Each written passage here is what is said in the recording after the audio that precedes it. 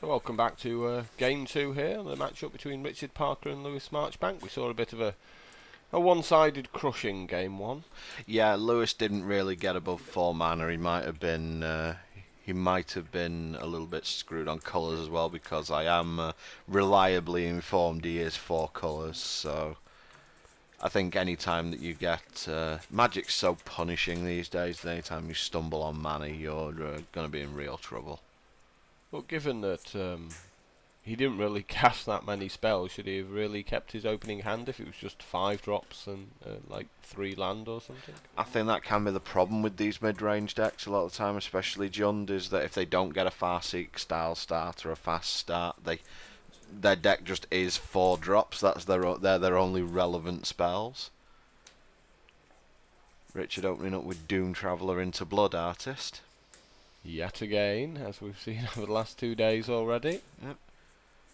That's Chromatic Lantern from Lewis, and choosing to kill the Blood Artist immediately. Wise decision.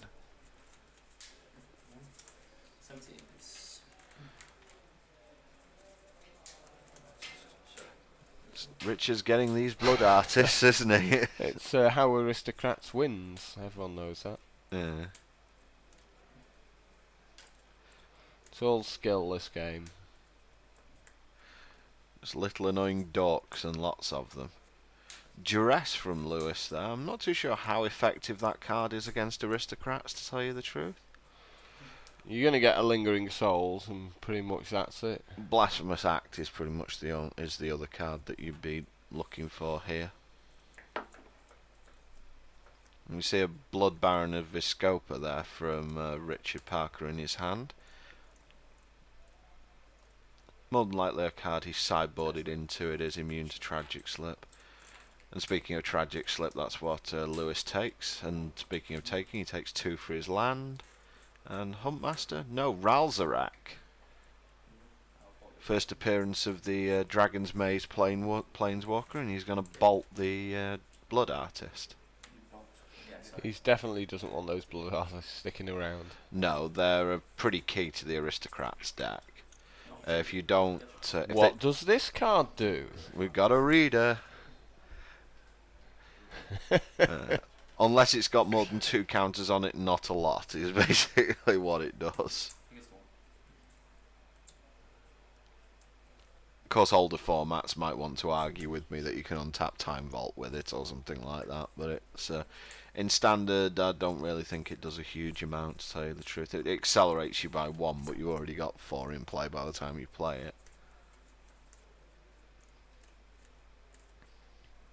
So Lewis is now having a bit of a think. He has developed his mana fairly nicely. The Lantern's obviously going to help him with that. He should have everything he needs at this point. You'd think so. So with 5 mana, you'd like to think he can cast whatever's in his hand. I do believe that Lewis has not just Ralzarak in his deck. I believe he has access to Progenitor Mimic as well.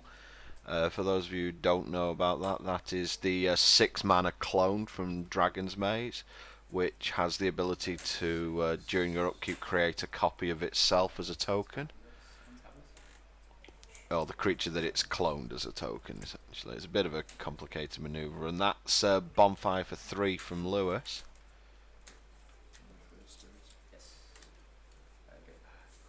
Cast the hard way as well. Definitely. And we see Richard he's moved to face down cards now for spirit tokens.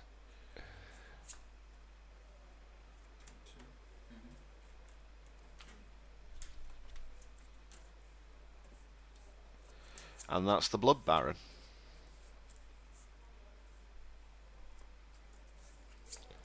But is this a copy of the Blood Baron coming up? It could be. Although it would have protection from itself, so they'd just ignore each other.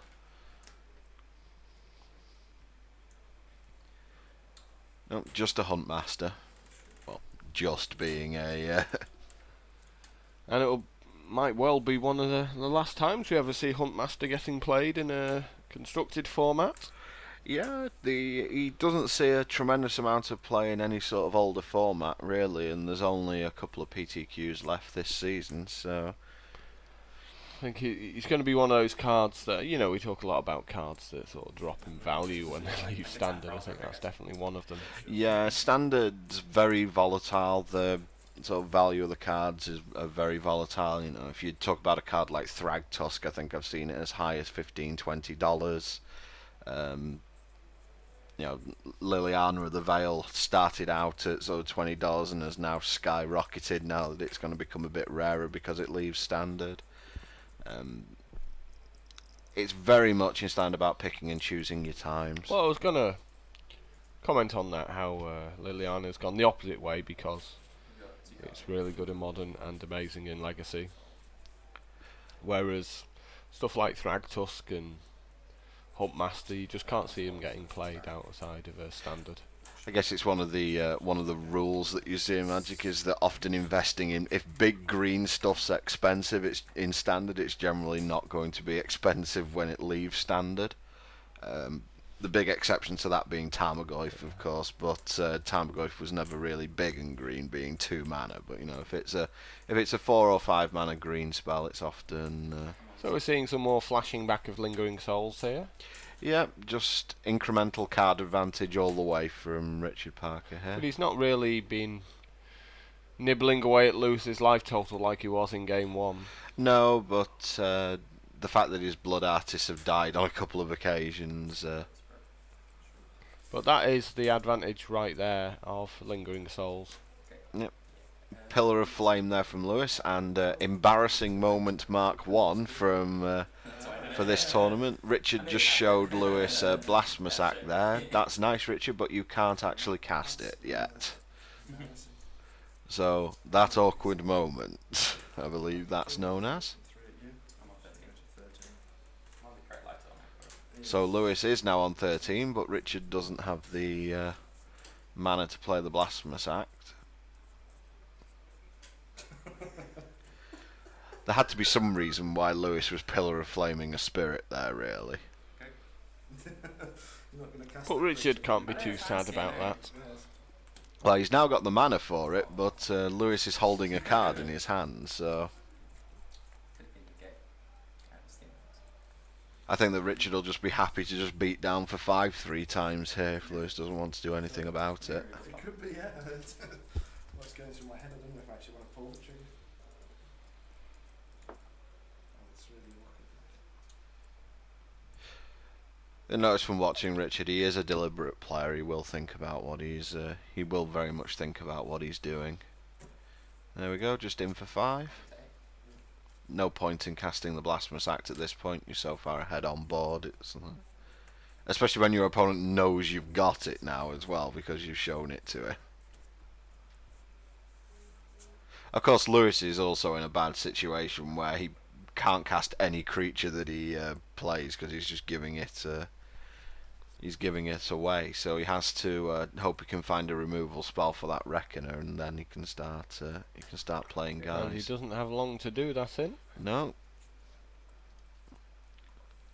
5 more. For all intents and purposes, he's already at 5 life. Yep. Down to 3.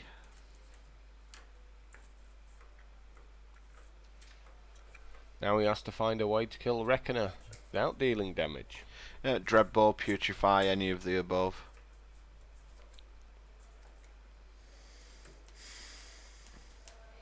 Maybe if he stares at cards a bit longer, they'll turn into good cards.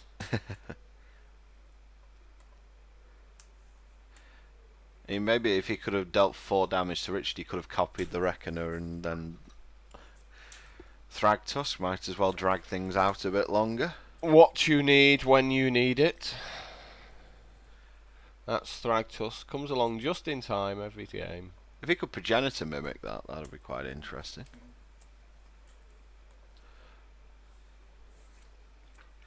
So with 2 mana open, the question is, what can Lewis conceivably do here?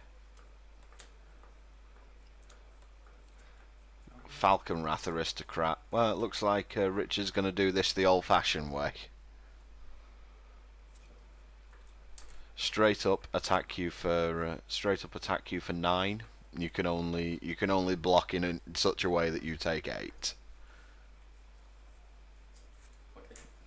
Let's prevent no damage. Might as well actually do an extra 2 damage. Let's go down swinging. So, Richard Parker with a pretty easy and comprehensive 2-0 win there.